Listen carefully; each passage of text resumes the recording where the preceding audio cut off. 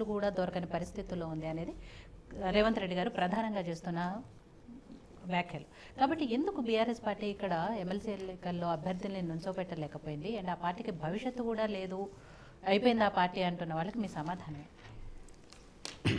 మన yo-yo TV చూస్తున్నటువంటి ప్రేక్షకులందరికీ, మా తోటి ఇతర పార్టీల నాయకులందరికీ నమస్కారం. ఎప్పుడైనా మనం ఒక సబ్జెక్టు తీసుకొని మాట్లాడేటప్పుడు దాని వెనక కొంత చరిత్ర కూడా చెప్పుకోవాల్సిన అవసరం ఉంటుంది మేడం. ఓ రాజకీయ పార్టీ, ఏ పార్టీ అయినా సరే ఎప్పటికీ నేనే రాజు అని ఉండదు. ప్రజాస్వామ్యంలో ప్రజలు ఇచ్చిన తీర్పులు, మనం చేసే పనులు ఒక్కొక్కసారి వెనక ముందు అవుతుంటాయి. దానికి అనుకూలంగా ప్రజలు తీర్పిస్తారు. ఇలా మేము అధికారం పోతే రేపు మళ్ళీ వస్తుండొచ్చు. కానీ ఇక్కడ స్పెషల్లీ ఎమ్మెల్సీ ఎలక్షన్ సందర్భంగా ప్రజలకు కానీ, ఇప్పుడు మిత్రుడు చెప్పినటువంటి ప్రశ్నకు జవాబు కానీ, కేసీఆర్ గారు అనేక ఉద్యమాలు చేసి ఓ ఉద్యమ పార్టీని రాజకీయ పార్టీగా మార్చి ఎన్నో చేసిండు. నేను చూసింది కూడా చెప్తున్నా. గత ఉద్యమ సందర్భంగా కూడా జిహెచ్ఎంసీ మున్సిపల్ ఎలక్షన్లో ఆ రోజు ఏ కార్పొరేటర్ని కూడా పోటీలో పెట్టాలి బీఆర్ఎస్ పార్టీ, అప్పుడున్న టీఆర్ఎస్ పార్టీ. ఆ సందర్భంగా అప్పుడున్న ఉమ్మటి ఆంధ్రప్రదేశ్ ప్రభుత్వంలో కాంగ్రెస్ పార్టీ కూడా ఇప్పుడు మాట్లాడిన రేవంత్ రెడ్డి గారు మాట్లాడారు.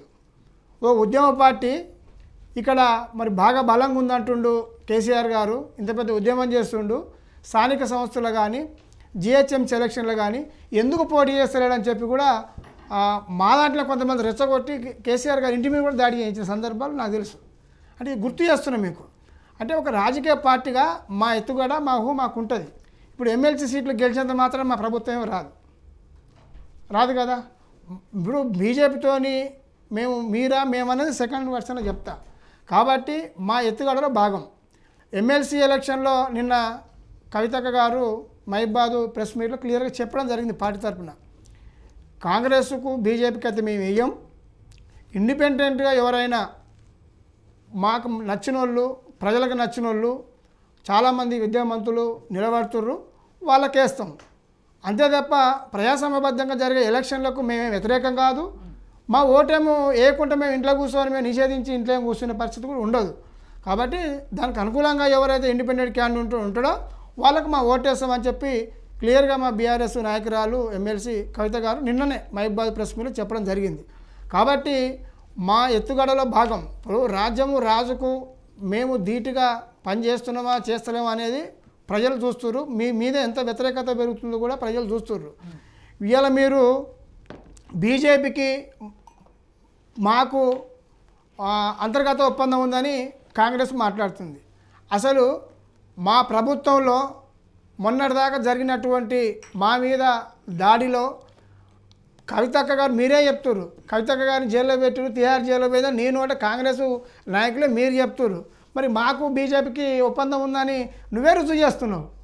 అంటే ఇది అవగాహన ఉండి మాట్లాడుతారో అవగాహన లేక మాట్లాడుతారో? వాళ్ళకి మాకు వైరుధ్యం. రెండు రాజకీయ పార్టీలు వేరైనప్పుడు వాళ్ళు మేము ఒకటెట్లయితాం? ఇప్పుడు వాళ్ళు మేము ఒకటెట్లయితాం? అసలు టీఆర్ఎస్ పార్టీని పెట్టిన స్ట్రగులు, టీఆర్ఎస్ పార్టీని పెట్టిన ఇబ్బందులు ఏ పార్టీని పెట్టిందా బీజేపీ ఈ తెలంగాణ రాష్ట్రంలో? కవితక్క ఎంత స్ట్రగుల్ పడ్డది, ఎంత మీడియా ప్రచారం చేశారు, ఎంత తప్పుడు ప్రచారం చేశారు, ఇష్టం వచ్చినట్టుగా సోషల్ మీడియాలో పోస్టులు పెట్టారు, పెద్ద పెద్ద స్టేట్మెంట్లు అనేక పత్రికల్లో రాపిచ్చారు. ఇంత స్ట్రగుల్ పడి ఒక ఆడబిడ్డ 6 నెలలు జైలు జీవితం గడిపొచ్చి మళ్ళీ ఇవాళ ప్రత్యక్ష రాజకీయాల్లో పాల్గొంటుంటే కూడా మొన్న ఒక మీటింగ్లో తప్పు మేం చేయాలని నీ బిడ్డ చేసిందని చెప్పి మీ సీఎం రేవంత్ రెడ్డి గారే మాట్లాడుతున్నారు. ఇక మాకు బీజేపీకి పొత్తు ఎట్లుంది?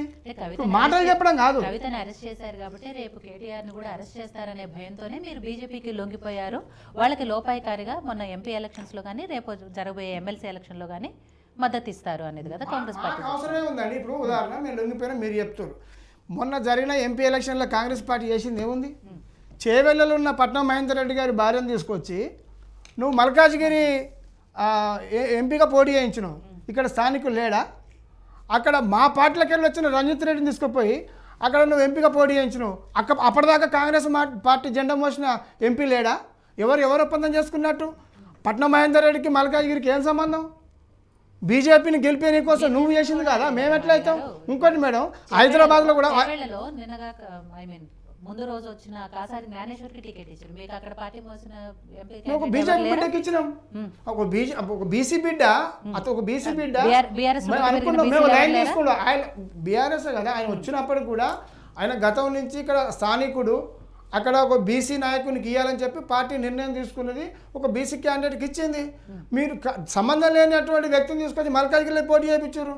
హైదరాబాదులో నిన్న కూడా చూసిన పేపర్లో అంజన్ కుమార్ యాదవ్ అక్కడ స్థానికుడు బీసీ, అతను నిష్పెట్టి మీరు ఆల్రెడీ సిట్టింగ్ ఎమ్మెల్యేకు దానం నాగేందర్కి ఎట్లా ఇస్తారు? కిషన్ రెడ్డిని గెలిపేని కోసం హైదరాబాద్లో మీరు దానం నాగేందర్కు టికెట్ ఇచ్చారు, మరి స్థానిక నాయకునికి ఇవ్వచ్చుగా. రెండు క్లియర్ కనిపిస్తున్నాయి, మాటలు చెప్పుడు కాదు, మీరు చేసిందే.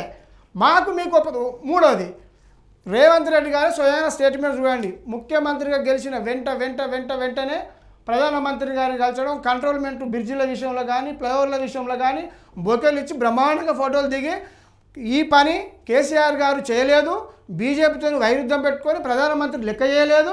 కాబట్టి మేము ఇవాళ బీజేపీ పార్టీ కావచ్చు కానీ ఈ దేశానికి ప్రధానమంత్రి, ఈ ప్రభుత్వం ఉంది కనుక మేము ప్రభుత్వ పద్ధతిలో పోయి మేము అడుగుతున్నాం, పార్టీతో సంబంధం లేదని చెప్పి మీ ముఖ్యమంత్రి స్టేట్మెంట్ చేసిండు. నువ్వు కంట్రోల్మెంట్ గెలిచిన 2 నెలలకే పోయి నేను అక్కడ జీవోలు తీసుకొచ్చినా, నేను ఫ్లైఓవర్ వేస్తున్న ఇంచలు మేడ్చల్ దాకా అని చెప్పి కేసీఆర్ మోడీతో గొడవ పెట్టుకుని కనుక నిధులు రాలే రాష్ట్రానికి అని చెప్పిండు. మీ నోటితో 2 ఎట్లా చెప్తారు? ఇప్పుడు ఇంత క్లియర్గా ఒప్పందం ఉంది బీజేపీకి బీఆర్ఎస్ కానీ మీరే చెప్తారు. మోడీతో సరిగా లేకనే నిధులు రాలేదు ఈ రాష్ట్రానికి, మేము తెచ్చి చూపిస్తామని మీరే చెప్పిండు. మళ్ళీ మన మహబూబ్నగర్లో మీటింగ్ పెట్టి అదే బీజేపీ ఎంపీని స్టేజ్ మీద పక్కన కూర్చోబెట్టుకుంటే అక్క అనుకుంటా నేను డీకే అరుణ గారిని మన మార్చి 8వ తారీఖు మహిళా శంఖవరానికి తీసుకొద్దాం ప్రధానమంత్రి అని చెప్పి అచ్చడి ముచ్చట వేసుకొని ఎంపీని పక్కన కూర్చోబెట్టుకున్నారు. మరి ఎందుకు కూర్చోబెట్టుకున్నారు మీరు? ఇట్లా కన్ఫ్యూజ్ చేసే కాదు సరిపోయింది. ప్రజలు ఎవరు నమ్మరు, ఎవరి పార్టీ వాళ్ళ విధానం మీద వాళ్ళ ఊహ వాళ్ళకు ఉంటుంది, దాని ప్రకారంగా ముందుకు పోతారు. మేము ఉద్యమ టైంలో కూడా ఇటువంటి చాలా ఎదుర్కొన్నాం. కేసీఆర్ గారు అంత ఆశమాష మనిషి కాదు. రెండోది, మీరు కూడా మాట్లాడేటప్పుడు కేసీఆర్ గారి హోదా, తన వయసు అవన్నీ చూసుకోవాలి. ముఖ్యమంత్రి గారు కానీ మీరు ఇలాంటి డెబిట్లో కూర్చున్నారు కానీ ఆయన వయసు ఎంత, ఆయన ఎంత సాక్రిఫైస్ చేసిండు, ఈ రాష్ట్రం కోసం ఎంత కొట్లాడిండు. ఇవాళ ఆయన తెచ్చిన రాష్ట్రంలో మీరు ముఖ్యమంత్రి కుర్చీలో కూర్చున్నారు, ఆయన కట్టిన సెక్రటరియట్లో మీరు కూర్చొని ప్రెస్ మీట్లు పెడుతున్నారు, ఆయన కట్టిన కలెక్టరేట్లలో మీరు కూర్చున్నారు. మొన్న ఇంకోటి చెప్తున్నా, మీరు కాళేశ్వరం కూలిపోయింది అని మీరే చెప్పారు. దాని మొత్తం బడ్జెట్ 90,000 కోట్లు, 1,00,000 కోట్లు మింగిండి అన్నారు. మొన్న గెలిచినటువంటి ఆలేరు కాన్స్టిట్యున్సీ బీర్లయ్య గారు గంధమాలకు నీళ్ళు తీసుకొచ్చినని చెప్పి సంబరాలు చేసుకున్నాడు. మరి ఎక్కడ నీళ్ళు ఏడంగా వచ్చినాయి? కూలిపోయిన కాళేశ్వరం నీళ్ళు గంధమాలకు ఎట్లా వచ్చాయి? రిజర్వాయర్ ఎట్లా నిండేది? ఇవన్నీ మీరు ఊహల్లో మాట్లాడొద్దు, నిజాలు మాట్లాడాలి. కేసీఆర్ గారు చిన్న మనిషి కాదు. ఒక అన్నేళ్ళు 14 సంవత్సరాలు ఉద్యమం చేసినప్పుడు ఇవాళ నా ముఖ్యమంత్రి ఆ రోజు ఏడున్నాడు? ఇలా మాట్లాడుతున్నంత ఆడ ఏరుండు. మాట్లాడేటప్పుడు కొద్ది విలువలు విధానంతో మాట్లాడాలి. రాజకీయ పార్టీలు అన్నప్పుడు ఒకరికొకరు మాట్లాడుకోక విధానంతో మాట్లాడాలి. విచ్చలవిడిగా మాట్లాడి అలవాటు చేసింది ఎవరు? రేవంత్ రెడ్డి గారు చిన్న పెద్ద లేకుండా విచ్చలవిడిగా మాట్లాడి అదే పద్ధతిలో ఇలా మీకు లేదా సోషల్ మీడియా? ఏదో ఒక కార్యకర్తను పెట్టి కాంగ్రెస్ బొమ్మ పెట్టి విచ్చలవిడిగా పెడుతున్నారు సోషల్ మీడియాలో. అది ఎవరు పెడుతున్నారు? మీరు కాదా? కాబట్టి మా విధానం మాకుంటుంది, మా ఎజెండా మా కథ మాకుంటుంది. కాబట్టి మా పార్టీ గురించి మీరే మాట్లాడి మీ పార్టీ గురించి కూడా మీరే మాట్లాడితే చూసి ఊకొని మేము పిచ్చోళ్ళు లేవు.